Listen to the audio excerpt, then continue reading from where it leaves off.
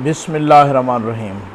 जनाब, स्टोरीज़ मैंने शेयर करनी हैं 4, लेकिन सबसे पहले आप सबको, पाकिस्तान के अंदर भी और पाकिस्तान से बाहर भी बसने वाले तमाम पाकिस्तानियों को दिल की गहराइयों से जश्न आज़ादी मुबारक। अल्लाह ताला इस मुल्क को, इस प्यारे वतन को ता क़यामत कायम व दायम रखे और इसके ख़िलाफ़ साजिश करने वाले हर अनासिर को, तमाम अनासिर को नेस्त व नाबूद करे। लेकिन साथ ये भी दुआ है, ये तो हम जश्न आज़ादी मनाते हैं ना, आज़ादी का जश्न मनाते हैं जो हमने अंग्रेज़ से आज़ादी ली। उसके बाद अल्लाह ताला से दुआ है कि हमें महंगाई से भी आज़ादी मिले, हमें बेरोज़गारी से भी आज़ादी मिले, हमें लोड शेडिंग से भी आज़ादी मिले कि जहाँ 14 अगस्त को भी लोड शेडिंग हो रही है। हमें वही वाली बात है कि चिट्टे अंग्रेज़ से आज़ादी के बाद फिर देसी अंग्रेज़ से, यानी काले अंग्रेज़ से भी आज़ादी अल्लाह ताला दे कि जिनकी हर वक्त सर पे तलवार लटक रही होती है, उनसे भी।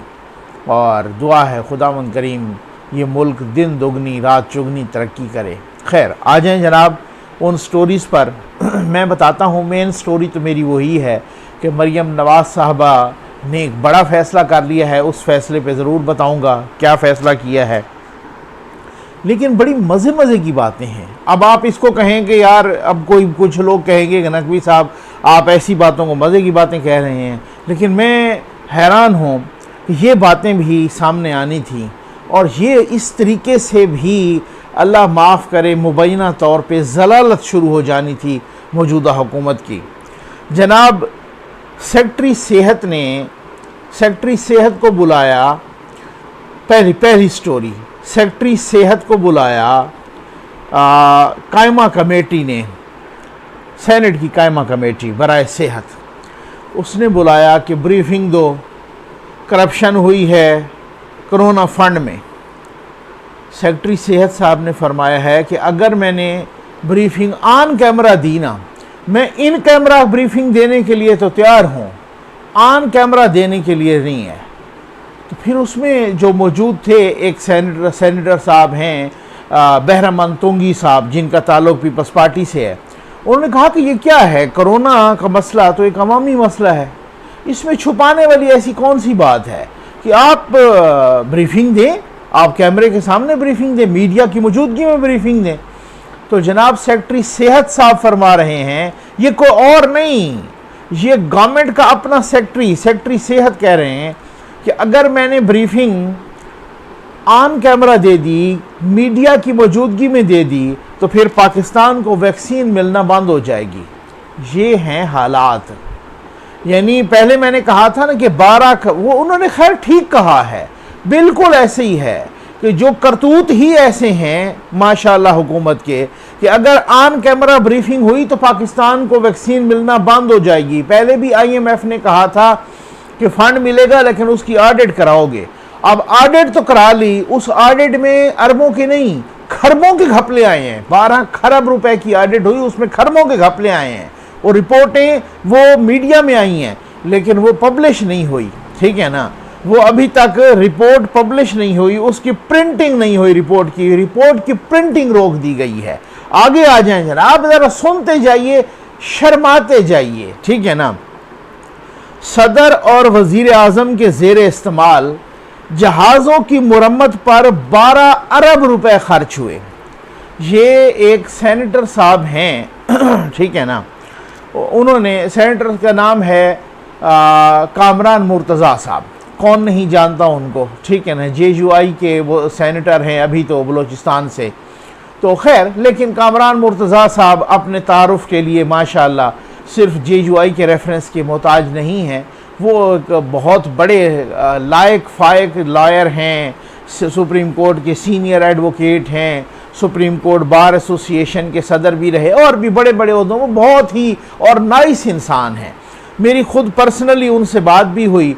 उन्होंने सेनेट में एक तहरीक पेश की बहस के लिए कि भाई बहस करो उनको। अच्छा, मैंने उनसे बात की तो उन्होंने कहा, नकवी साहब मेरे पास कहीं से फिगर लगे हैं और मैं ये चाहता हूँ कि इस पर ऑफिशियल रिस्पांस आ जाए और मुझे ये पता चला है कि वज़ीर आज़म पाकिस्तान यानी कप्तान, यानी वही जो रियासत मदीना के दावे करते हैं, यानी वही जो हज़रत उमर रज़ी अल्लाह ताला अन्हु की मिसालें देते हैं, यानी वही जो कि हज़रत अली कर्रमल्लाहु वजहू की मिसालें देते हैं, वही उन्हीं के और आरिफ अलवी साहब उनके ज़ेर इस्तेमाल जहाज़ों की मुरम्मत पर, ये तो मुरम्मत है सिर्फ, ठीक है, सही कौम की राज के मुरम्मत की है भाई इन्होंने, ठीक है ना, और मुरम्मत जहाज़ों के मुरम्मत पर 12 अरब रुपए खर्च हुए हैं।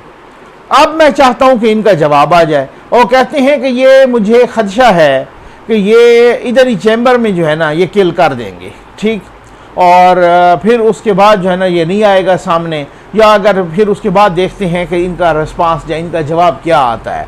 यानी ये वो रियासत मदीना के दावे और कौम के, ये वही लोग हैं ना जिन्होंने 23 लाख रुपए की भैंसें बेची थी, ये वही लोग हैं ना जिन्होंने 6 करोड़ रुपए की गाड़ियां बेच के जो हीरो बन गए थे, ठीक है ना। आज उनके जहाज़ों की मरम्मत पर 12 अरब रुपए खर्च हो रहे हैं। अभी तो मैं कहता हूं कि जो अपना वसीम अकरम प्लस उस्मान बुज़दार के हेलीकॉप्टर की मरम्मत पे करोड़ों रुपए खर्च हुए हैं, वो तो इसमें शामिल भी नहीं हुए होंगे। आगे आ जाएं जनाब, आगे आ जाएं। मैं आता हूं भाई, मैं आता हूं कि मरियम नवाज साहबा ने बड़ा फैसला कर लिया, लेकिन आप सुनिए तो सही, ये क्या क्या तमाशे हो रहे हैं, अल्लाह माफ करे इस मुल्क के साथ। आ जाए जनाब, 5 अरब रुपए की टैक्स की छूट। अच्छा, पब्लिक अकाउंट्स कमेटी, वो है ना जो पब्लिक अकाउंट कमेटी का चेयरमैन होता है अपोजिशन से, पहले शहबाज शरीफ साहब थे, उसके बाद राना तनवीर साहब हैं, राना तनवीर हुसैन, अपना उनका ताल्लुक मुस्लिम लीग नून से है, वो पब्लिक अकाउंट्स कमेटी के आजकल चेयरमैन हैं, ठीक हो गया ना। अब पब्लिक अकाउंट्स कमेटी ने FBR के चेयरमैन को बुलाया, ठीक है, ज़रा सुनिएगा सही, FBR के चेयरमैन को, ठीक है, बुलाया। तो भाई बात ये है कि किसी बंदे ने बाहर से खाने पीने की अशिया मंगवाई और कुछ बाहर से खाने पीने की अशिया के लिए खाम माल मंगवाया, यानी फूड इंडस्ट्री के लिए मैन्युफैक्चरर के तौर पर उसने बाहर से खाने पीने की अशिया, लेकिन उसने 5 अरब रुपए की छूट ले ली। यानी यूं समझ लें कि बाहर से खाने पीने की चीज़ें मंगवाई या खाने पीने की चीज़ों का खाम माल मंगवाया और उस शख्स ने 5 अरब रुपए की टैक्स चोरी कर ली। आप उसका नाम बताओ। यानी कि पब्लिक अकाउंट्स कमेटी कह रही है किससे? FBR के चेयरमैन से, फेडरल बोर्ड ऑफ रेवेन्यू के चेयरमैन से। उन्होंने कहा जी मैं नाम नहीं बता सकता, क्योंकि वो नाम बताना जो है ना, किसी भी टैक्स दहिंदा का नाम बताना, नाम जाहिर करना, वो कानून की खिलाफ वर्जी है। इस मौके पर जनाब कहा अपना अयाज सादिक साहब, वो भी उसके मेंबर हैं पब्लिक अकाउंट्स कमेटी के, उन्होंने कहा कि फिर आपने जस्टिस काजी फाइज ईसा साहब की तफसीलात किस कानून के तहत जाहिर की थी? उनकी तो तफसीलात आपने गली गली के बच्चे को बता दी ना, क्योंकि वो तो आपको पता है ना, वो तो किस तरीके की मुबैना मुनाफकत थी ना, ठीक है ना, और किन की वजह से थी वो भी आपको पता है, ठीक है ना। अब उनकी मालूमात तो आपने उनकी मालूमात तो वो हर मालशिया पालशिया चैनल के सहाफ़ी और हर मालशिया पालशिया यूट्यूबर को दे दी गई।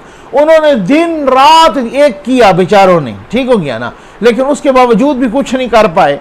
अच्छा, उन्होंने कहा कि उस टैक्स उसकी बताएं कि जिसने 5 अरब रुपए की चोरी कर ली और बाहर से, भाई बल्ले बल्ले मजे लगे हुए हैं लोगों के इस हुकूमत में।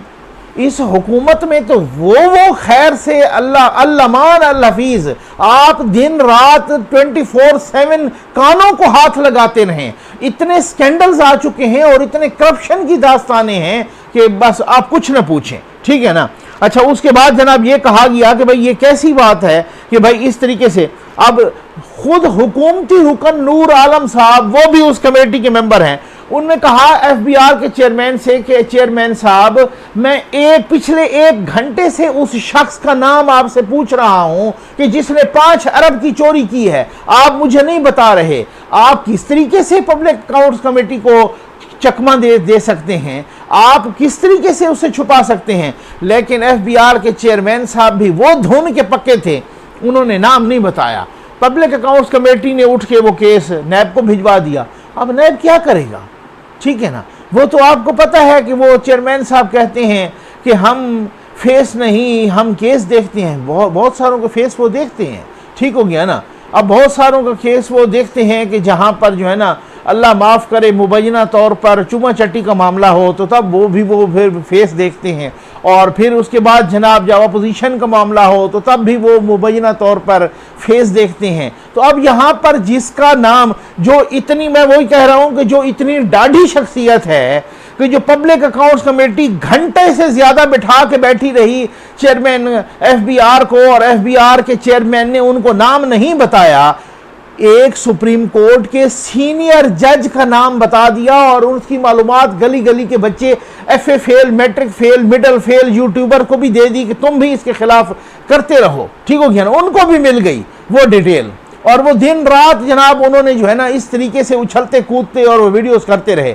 सुप्रीम कोर्ट के जज का नाम बता दिया, तो ये कौन सी दाढ़ी शख्सियत है जो 5 अरब भी खा गया और फिर भी उसका नाम नहीं बता रहा। आ जाए भाई, थी ना मजे की खबरें, ठीक, आ जाए। आज मरियम नवाज साहबा ने, जब मरियम नवाज साहबा के बेटे की शादी है 22 अगस्त को और लंदन में है, और जनाब हमारे वन एंड द ओनली जनाब डॉक्टर शहबाज गिल साहब, ठीक है ना, उन्होंने उनको मेरा ख्याल है इतनी दफ़ा तो कार्ड मरियम नवाज साहबा ने अपने बेटे का शेयर नहीं किया होगा कि जितनी दफ़ा शहबाज गिल साहब ने शेयर किया, और जनाब कहा कि मैडम आप तो भागना चाहती हैं, ठीक है ना, आप तो इस तरीके से जो है ना इसी शादी को बहाना बनाकर भागना चाहती हैं। लेकिन अब पहले बताया गया मीडिया रिपोर्ट्स में, मैंने खुद भी कहा, मैंने कुछ लोगों से बात भी की, उन्होंने भी यही बताया था कि मरियम नवाज साहबा ने, उनके वकला ये सोच रहे हैं कि वो चले जाएं कोर्ट्स, इस्लामाबाद हाई कोर्ट चले जाएं या लाहौर हाई कोर्ट चले जाएं वगैरह, तो वहाँ जाके और उनका नाम ECL से निकलवाने के लिए दरख्वास्त दें ताकि वो अपने बेटे की शादी में शिरकत कर सकें।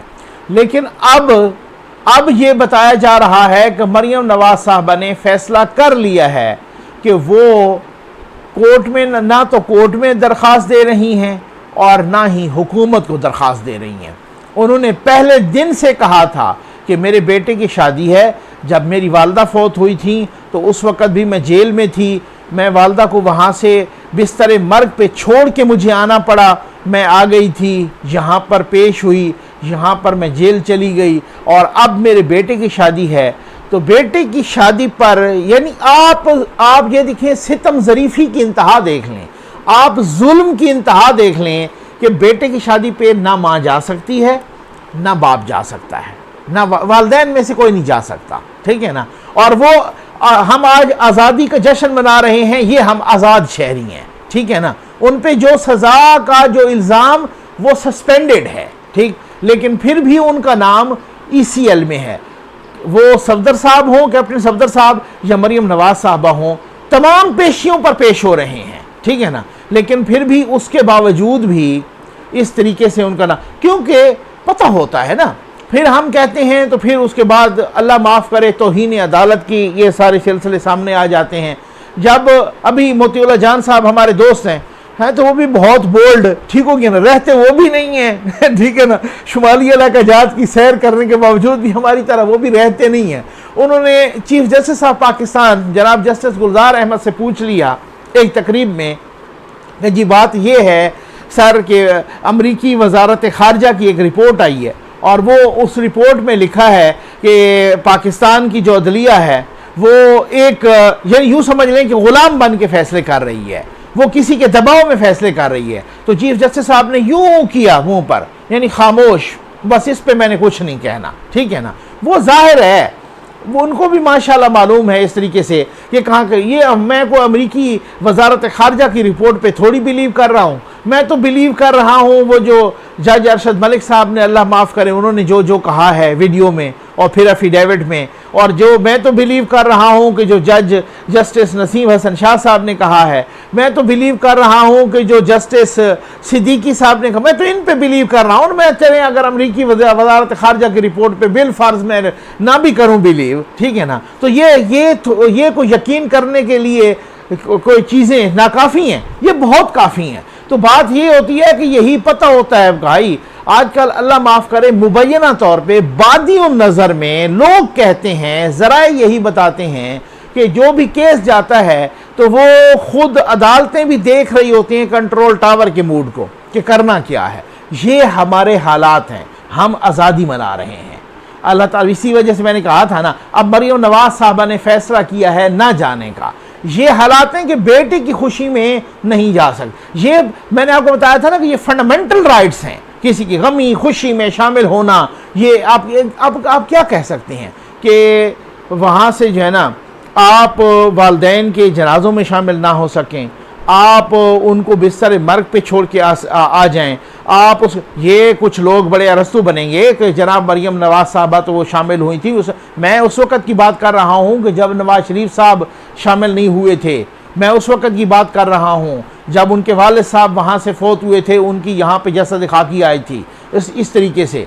और फिर उसके बाद जो है ना मरियम नवाज साहबा को जब वो वालदा फौत हुई तो तब उनके बाद जो है ना वो उस वक़्त जेल में थी और उनको कहा गया जनाब कि आप तो बहाने बना के, और शहबाज गिल साहब उनको मशवरा दे रहे हैं कि आप उनकी शादी पाकिस्तान में करें। ठीक है ना भाई, वो शादी कोई कहीं पर भी करे। ये अभी जो बहुत, अब मैं एक एक का नाम बताऊं, उन्होंने दुबई में शुरू शादियां की, किसी ने लंदन में की, किसी ने क्या किया। अब बहुत सारों पे ये इल्ज़ाम है कि उन्होंने मुबैना तौर पे 4.5 अरब रुपए के जजीरे ख़रीदे बाहर, और सुप्रीम कोर्ट बार एसोसिएशन के सदर भी जनाब वो जो है ना अपने हमारे जावेद लतीफ़ साहब, सॉरी वो अपने अफरीदी साहब, लतीफ़ अफरीदी साहब, उन्होंने भी जो है ना कहा है कि भाई मुबैना तौर पे किसने ख़रीदे, उन्होंने नाम भी बताया, आपको नहीं पता। 4.5 अरब रुपए का जजीरा ये किसने ख़रीदा, उनको आप मशवरा दें ना ज़रा मालशिया पालशिया कि आप भी वो इधर पाकिस्तान में इन्वेस्टमेंट करें ना। अगर वो साफ़ सुथरी इन्वेस्टमेंट है तो आप जाके बाहर, अगर आप मुबैना तौर पे ऑस्ट्रेलिया में 4.5 अरब के जजीरे खरीद, नाम तो लेना, आप उनके नाम लेने से पर जलते हैं आपके। तो बात ये है कि इस हवाले से अब वो उन्होंने फैसला किया नहीं जा रहे। ये हम आज़ाद हैं, ये हम आज़ादी मना रहे हैं। आप सबको एक मरतबा फिर आज़ादी मुबारक। उम्मीद है आपको वीडियो पसंद आई होगी। आपका बहुत बहुत शुक्रिया।